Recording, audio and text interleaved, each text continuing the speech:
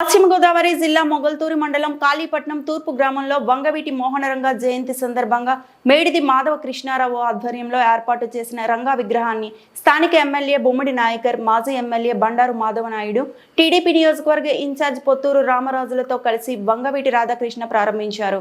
ఈ సందర్భంగా మాట్లాడుతూ రాజకీయాల్లో ఎన్ని పదవులు చేశామన్నది ముఖ్యం కాదని, ప్రజల గుండెల్లో చిరస్థాయిగా నిలబడ్డమే ముఖ్యమని అటువంటి గొప్ప నాయకుడు వంగవీటి మోహనరంగ అన్నారు.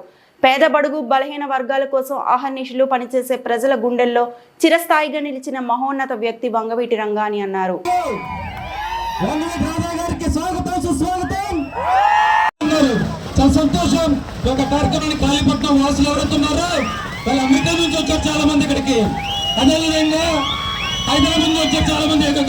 రాజకీయ నాయకులు ఎన్నిసార్లు చేసాం అన్నిసార్లు గెలిచామని చెప్తా ఉన్నారు.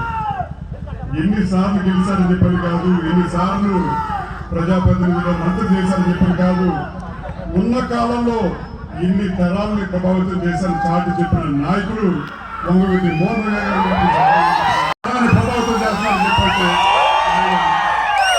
పోరాటం ఎంత గొప్పదో, ఆయన ఆశయం ఎంత గొప్పదో మనందరూ ప్రతి ఒక్కరు గమనించాల్సిన అవసరం. ప్రభావితం చేస్తారని చెప్పంటే